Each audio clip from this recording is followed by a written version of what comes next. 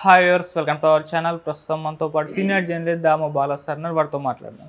నమస్కారం సార్. నమస్తే సార్, అత్యాచార ఆరోపణలు ఎదుర్కొంటున్న జానీ మాస్టర్ పైన వ్యతిరేకత తీవ్ర స్థాయిలో పెరిగిపోతుంది సార్. పవన్ కళ్యాణ్ గారే సీరియస్ అయిపోయారు. జనసేన పార్టీ కార్యకలాపాలకు కూడా దూరంగా ఉండాలని చెప్పేసి నోటీస్ కూడా రిలీజ్ చేశారు. అటు డ్యాన్స్ మాస్టర్ అసోసియేషన్స్ మొత్తం కూడా అతన్ని బహిష్కరించాయని చెప్పేస్తున్నారు. చిన్మయి దగ్గర నుంచి పూనం కౌర్ దగ్గర వీళ్ళ దగ్గర నుంచి కూడా వ్యతిరేకత వచ్చేసింది. అయితే ఇంత వ్యతిరేకత మరి ఏ విధంగా చూస్తారంటారు? మరి ఒకవేళ ఇది ప్రూవ్ అయితే అతనికి ఎంతకాలం శిక్ష పడే అవకాశం ఉందంట? జానీ మాస్టర్ది ఇప్పుడు 2 తెలుగు రాష్ట్రాల్లో పెద్ద సంచలనమైంది. అయితే దీనికి జనసేన చాలా క్విక్గానే రియాక్ట్ అయింది. నిజానికి జానీ మాస్టర్ ఇప్పటివరకు రియాక్ట్ అవ్వలేదు, అతను పరారులో ఉన్నాడని కూడా అంటున్నారు. అవును. కానీ పవన్ కళ్యాణ్ క్విక్గా రియాక్ట్ అయ్యి తనకి ఎంతో సన్నిహితుడు నిజానికి పవన్ కళ్యాణ్కి జానీ మాస్టర్ ఎప్పటి నుంచో కూడా పరిచయం. వాళ్ళ ఫోటోలు చూస్తే చాలా చిన్నప్పుడు జానీ మాస్టర్ ఫోటోలు కూడా పవన్ కళ్యాణ్తో కూడా ఉన్నాయి. సో అంత దగ్గర ఉన్నప్పటికీ అందులో జనసేన తరపున ప్రచారం కూడా చేశాడు. అయినప్పటికీ కూడా పవన్ కళ్యాణ్ ఒక అమ్మాయి ఇలాంటి ఆరోపణలు చేసింది, ముఖ్యంగా అసిస్టెంట్గా పనిచేసిన అమ్మాయి కాబట్టి అతన్ని మీద చర్య తీసుకోవాలని ఆదేశించినట్టు తెలిసింది. దాంతో వాళ్ళు బహిష్కరణ అంటున్నారు, కానీ బహిష్కరణ కాదు లేదా సస్పెండ్ కాదు, ఓన్లీ జనసేన కార్యకలాపాలకు దూరంగా ఉండాలి అని మాత్రమే ఉంది. Vemulapati Ajith Kumar head conflict management పేరుతో జనసేన లెటర్లో ఇది ఉంది, లెటర్ హెడ్లో ఉందన్నమాట. సో అంటే కాన్ఫ్లిక్ట్ మేనేజ్మెంట్ అనే ఒక వింగు ఉన్నట్టుగా మనకు అర్థమవుతుంది. అంటే విత్ ఇన్ ద పార్టీలో కాన్ఫ్లిక్ట్ మేనేజ్మెంట్, మేబీ అది క్రమశిక్షణ కమిటీకి వేరే పేరు పెట్టుకొని చేశారా అనేది కూడా అనిపిస్తుంది అన్నమాట. ఏదేమైనా వాళ్ళు చెప్పింది ఆ లెటర్ హెడ్లో ఏముందంటే, ఇతని ఇట్లా ఆరోపణలు వచ్చిన రీత్యా ఇతన్ని మేము పార్టీకి కార్యకలాపాలకు దూరంగా ఉండమని ఆదేశిస్తున్నాం అని మాత్రమే చెప్పారు. అంటే సస్పెండ్ చేసినట్టు కాదు, బహిష్కరించినట్టు కాదు, పార్టీలోనే ఉన్నాడు అతను, పార్టీ కార్యకలాపాలకు దూరంగా ఉండమని చెప్పారు.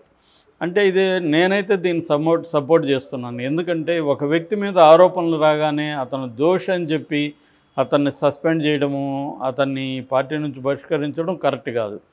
ఎందుకంటే ఆరోపణలు వేరు, నేరం చేసినట్టు రుజువు కావడం వేరు. ఆరోపణలు ఏముంది, ఇవాళ పొలిటికల్ వెండట్టాలు వచ్చేసిన కాలంలో ఎవరెవరి మీదైనా ఆరోపణ చేసేది. అవును. కాబట్టి ఆరోపణ చేసినంత మాత్రాన అతను దోషులాగా ట్రీట్ చేయడం అనేది కరెక్ట్ కాదు. కాబట్టి పవన్ కళ్యాణ్ తీసుకున్న నిర్ణయం కరెక్ట్గానే ఉంది. అట్ ద సేమ్ టైం ఆరోపణలు ఉన్నంతకాలం వీటిలోంచి బయటపడే వరకు కూడా అతన్ని పార్టీకి దూరంగా ఉంచడం కూడా అవసరం. ఇది లీగల్గా ప్రాబ్లం కాకపోవచ్చు, కానీ మోరల్గా పార్టీకి రేపు చెడ్డ పేరు వస్తుంది. కాబట్టి ఆల్రెడీ వైసీపీ వాళ్ళు అటాక్ చేయడం మొదలుపెట్టారు. ఈవెన్ ఆమె ఎవరు కాదంబరి జత్వాని కేసు మాత్రం పెద్ద ఎత్తున మీరు ఇది చేస్తున్నారు, మరి దీన్నెందుకు మీరు పెద్ద ఎత్తున పట్టించుకోవట్లేదు, ఇది మాత్రం సైలెంట్గా ఉండాలని వాళ్ళు ఆల్రెడీ వైసీపీ వాళ్ళు అడుగుతున్నారు. దాంట్లో న్యాయం కూడా ఉంది ఆ ప్రశ్నలో.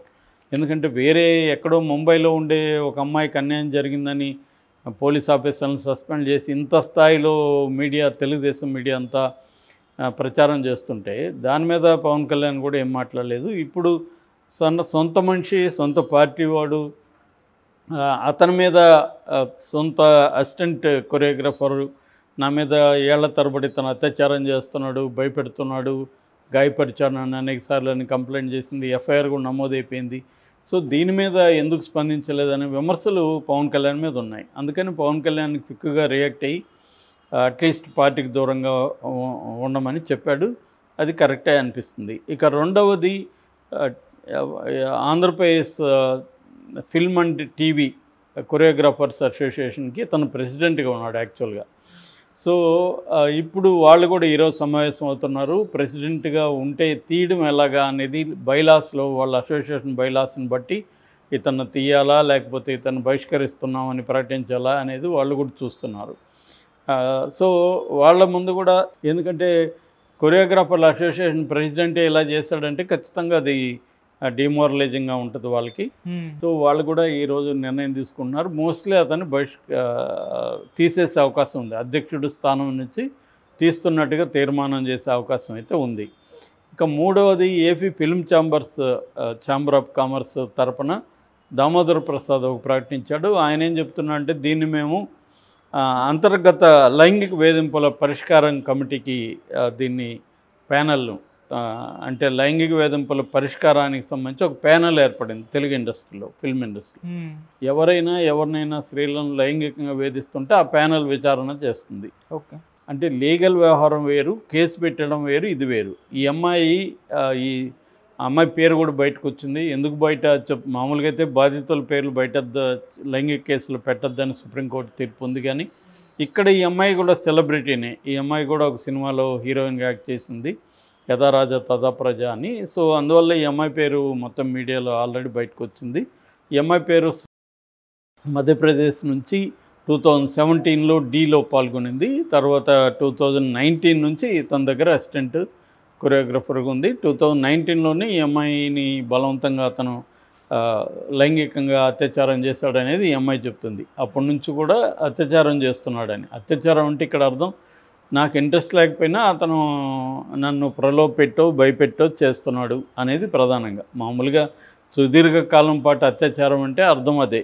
అత్యాచారం అంటే రెగ్యులర్గా ఏదో ఫోర్స్ఫుల్గా కాదు, వాళ్ళని ఏదో భయపెట్టి నీకు కానీ నువ్వు కానీ నాతో ఇలాగా లేకపోతే నేను నీకు ఛాన్సులు లేకుండా చేస్తాను, ఇండస్ట్రీలో నుంచి తరిమిస్తానని చెప్పడం ఒకటి. రెండోది, నువ్వు నాతో ఉంటే నిన్ను కొరియోగ్రఫర్గా చేస్తాను, హీరోయిన్గా చేస్తానని కొన్ని ఫాల్స్ హామీలు ఇవ్వడం ఒకటి. ఈ రెండు కూడా చట్టరీత్యా నేరమే. సో అలా చేశాడనేది ఈ అమ్మాయి ఆరోపణ. సో అంటే కొట్టాడు, ఈ క్రమంలో తనకిష్టం లేనప్పుడు కొట్టాడు, వాళ్ళ భార్య కూడా ఆయేష కూడా కొట్టిందనేది కూడా ఆరోపణ. ఏదేమైనా ఈ ఆరోపణలు దృష్టిలో పెట్టుకొని, ఒకటి లైంగిక వేధింపుల పరిష్కార కమిటీకి ఇచ్చారు, రెండు ఐసీసీ అంటారు. ఐసీసీ అంటే ఇంటర్నల్ కంప్లైంట్స్ కమిటీ అని ప్రతి వర్క్ ప్లేస్లో కూడా ఉండాలి అనేది ఒక రూల్ ఉంది, మ్యాండేట్ ఉంది. సుప్రీంకోర్టు అనేకసార్లు చెప్పింది. సో అంతర్గత ఫిర్యాదుల కమిటీ అంటే విత్ ఇన్ దట్ దీంట్లో కమిటీ ఉంటుందన్నమాట. దానికి కూడా అప్పగించారు వీళ్ళు ఇండస్ట్రీలో. సో వీళ్ళు ఇప్పుడు ఈ రెండు బాడీలు కూడా ఎంక్వైరీ చేసి అమ్మాయి ఆరోపణలో నిజమెంతో తేల్చి, ఒకవేళ నిజం ఉంటే అతని మీద ఇండస్ట్రీ పరంగా చర్యలు తీసుకుంటారు. అంటే ఇతను సినిమాల నుంచి బ్యాన్ చేయడం కావచ్చు, కొరియోగ్రఫర్గా ఉండడానికి లేదు, దీన్నే మళ్ళీ వేరే ఇండస్ట్రీ, ఇతను తమిళ్, హిందీ, కన్నడ కూడా చేస్తున్నాడు కాబట్టి ఆల్ ఇండియా ఫిల్మ్ ఛాంబర్ కూడా రికమెండ్ చేస్తారు. సో ఇతను ఓవరాల్గా ఇండియాలో ఏ సినిమాలు కూడా కొరియోగ్రఫర్గా పనిచేయడానికి వీల్లేని పరిస్థితిని క్రియేట్ చేస్తారు ఎప్పుడు ఇది నిజమని తేలితే. సో అది ఇది చేశారు. దీంతోపాటు మెల్లగా ఇతనికి యాంటీగా వాయిస్లు అనేవి రైజ్ అవుతున్నాయి. చిన్మయి శ్రీపాద, ఆమె మనకు తెలిసి ఇట్లాంటి విషయాల్లో ముందు స్పందిస్తుంది. సో ఆమె ఎప్పటి నుంచో తమిళ ఇండస్ట్రీలో ఉండే ఇట్లాంటి అనేక విషయాల మీద పోరాడుతుంది. ఆమె స్పందించి ఆమె ఏమనిందంటే, ఈ అమ్మాయి పరిస్థితి చూస్తే ఇతను ఆమె టీనేజ్లోనే స్టార్ట్ చేసినట్టున్నాడు, ఆ రకంగా వచ్చినప్పుడు ఇది పోక్సో కేసు కూడా వర్తిస్తుంది, అంటే పిల్లలకు సంబంధించి బాలికల మీద అత్యాచారానికి సంబంధించి పోక్సో కేసు కూడా వర్తిస్తుంది అనేది ఆమె అభిప్రాయంగా చెప్పింది. ఆమెకు పోరాడే శక్తి రావాలని కోరుకుంటున్నానని కూడా అనేది.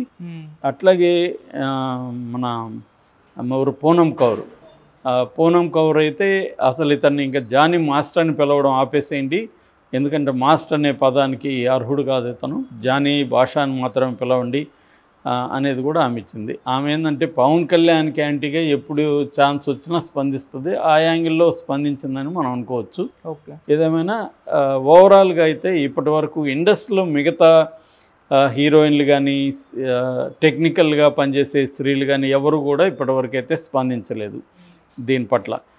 ఎందుకంటే ఇప్పుడు ఇతనికి తమిళ సినిమాలో నేషనల్ అవార్డు వచ్చింది, ఇక్కడ కూడా అనేక సినిమాల్లో బుట్టబొమ్మ లాంటి సినిమా పాటలు చేశాడు.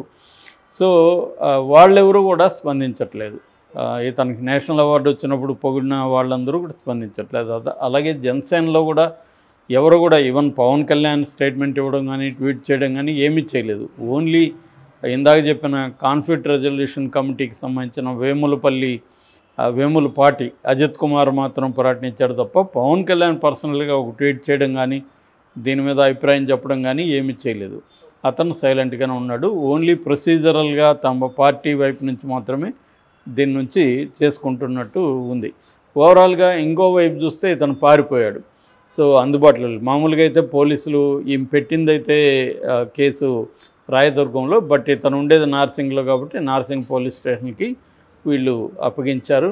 వాళ్ళు అరెస్ట్కి ట్రై చేస్తున్నారు. ఇతని మీద 376, 323, 506 3 సెక్షన్ల కింద కేసు పెట్టారు. అది కాకుండా ఈ 3 సెక్షన్లు అంటే 376 ఏమో రేపు, 323 ఏమో గాయాలు చేయడం, 506 ఏమో క్రిమినల్ ఇంటిమిడేషన్ అంటారు. క్రిమినల్ ఇంటిమిడేషన్ అంటే బెదిరింపులు. సో ఈ 3 కింద కేసు పెట్టారు. ఇందులో దీని తర్వాత పోష్ అనే ఒక చట్టాన్ని కూడా యాడ్ చేస్తారు. పోష్ అంటే ప్రివెన్షన్ ఆఫ్ సెక్సువల్ హరాస్మెంట్. ఇది 2013లో వచ్చింది. ఈ చట్టాన్ని కూడా ఇప్పుడు అమలు చేస్తున్నారన్నమాట. అంటే sexual harassment of women at work place, prevention, prohibition and redressal, అది పూర్తిగా చట్టం పేరు. ఇది 2023లో వచ్చింది. ఈ చట్టాన్ని కూడా ఇప్పుడు పెడుతున్నారు ఇతని మీద. ఈ చట్టం కింద అయితే 3 ఏళ్ళు గరిష్ట శిక్ష పడే అవకాశం ఉంది. కానీ ఇతనికి 376 కానీ ప్రూవ్ అవుతాయి, అంటే రేపు ప్రూవ్ అయితే మాత్రం, ఇదేమో హరాస్మెంట్ కిందకు వస్తుంది. రేపు ప్రూవ్ అయితే మాత్రం, అంటే ఈ అమ్మాయికి ఇష్టం లేకుండా చేయడాన్ని రేపు అంటారు ఇప్పుడు. కానీ మరి ఇన్ని రోజులుగా, ఇన్నేళ్ళుగా రేపు ఎలా అనేది ప్రూవ్ చేయాల్సి ఉంటుంది. ఏదేమైనా అది కానీ ప్రూవ్ అయితే మాత్రం మినిమం 10 ఏళ్ల జైలు శిక్ష నుంచి లైఫ్ కూడా